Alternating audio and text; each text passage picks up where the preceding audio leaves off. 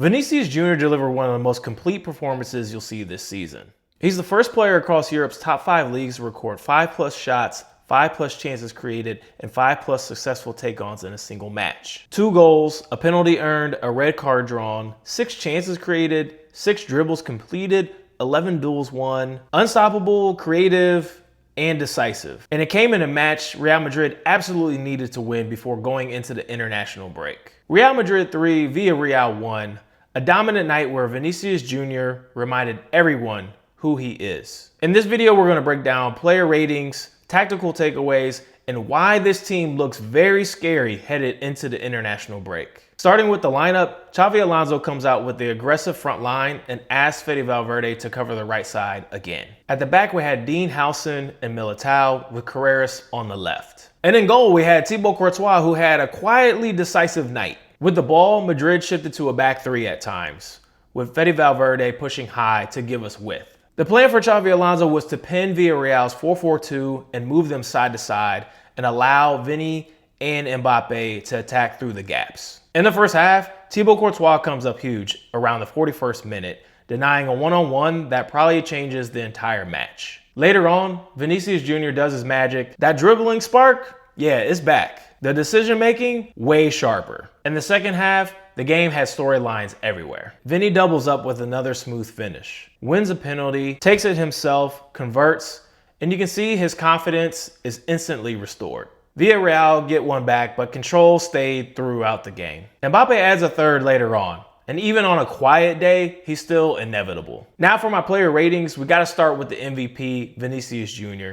10 out of 10. In this match, he had 2 goals, 1 penalty earned, 1 red card earned, 6 chances created, 6 completed dribbles, 88% pass accuracy, 11 duels won, and 3 fouls earned. That's not form, that is dominance. This is the Vini that we need. These numbers back up why he can be considered one of the best players in the world. Next is Thibaut Courtois. I gotta give him a 7.5 out of 10. He saved momentum early, had some big moments, and kept some calm energy throughout the match. Dean Huijsen, I gotta give him an 8 out of 10.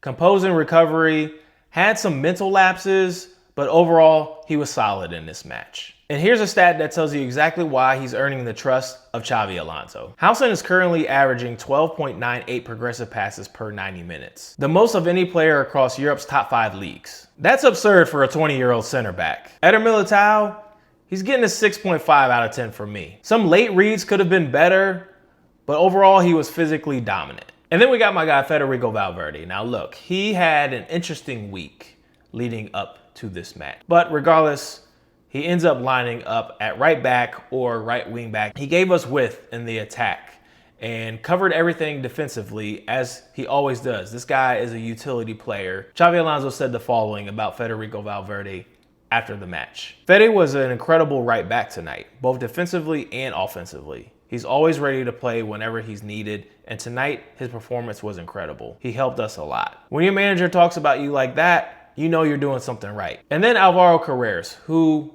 needed a redemption game, to be honest, after the Madrid derby. Steadier defending, good progressive carries, and handled his flank pretty well. Dani Ceballos, who I said should get the start in this match because he has shown that he is the only midfielder to help us control the game. And his job was to break the lines and move play side to side. But he didn't have a great performance. Too many risky giveaways, and he lacked rhythm, which means he gets a 5 out of 10 for me. And then next to him in the pivot, Aurelien Tchouameni.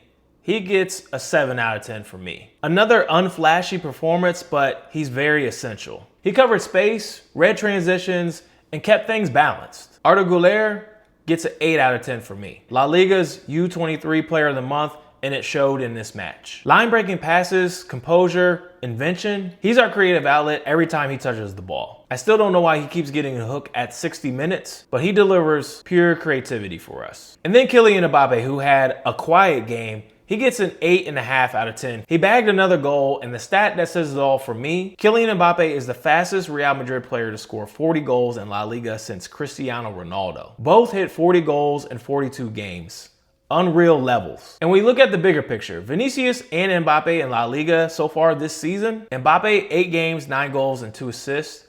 Vinicius, 8 games, 5 goals, and 4 assists. That's 20 goal contributions between them in 8 games. Ridiculous. This duo is starting to look terrifying for anybody that's in front of them. And then Franco Mastantuono. Look, he's young, but we gotta start wondering why he keeps missing these open goal opportunities. He gets a 5.5 out of 10 from me. Look, he has flashes of flair. He has that Argentinian street ball sauce. He needs to start converting these chances that he gets in front of goal. And it might sound crazy, but I like to see him even more aggressive. In this match, he had 6 take-ons and 3 were successful. I'd like him to aim for 10 plus. And then Jude Bellingham, who's still in the process of getting his match fitness together. He gets a 6.5 out of 10 from me. He did nearly score off the bench, but he's still shaking off those cobwebs. And Madridistas, we gotta start considering the question of, can Arda and Jude be on the pitch at the same time? It's a beautiful headache for Xabi Alonso, but we gotta figure something out. It'll be interesting to see what Xavi comes up with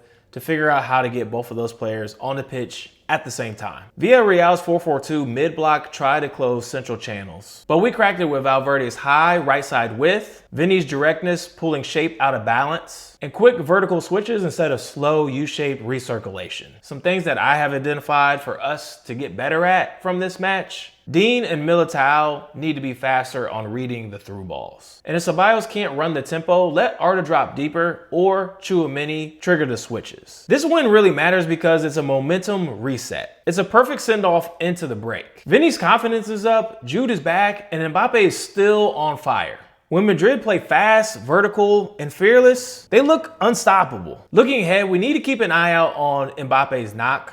Early signs, it's minor. We'll probably hear a lot of debates on how Jude and Arda can coexist moving forward. And if Mastantuono can keep growing in confidence and finish in front of goal, the front line might absolutely start bullying solid defenses. So this was a big win. Vinícius Júnior is looking dangerous, and Real Madrid roll into the international break in their best form. Drop your player ratings in the comments below, and let me know if you think Arda and Jude should start playing together after the break. If you enjoyed this video, smash that like button, hit subscribe, and I'll see you in the next one.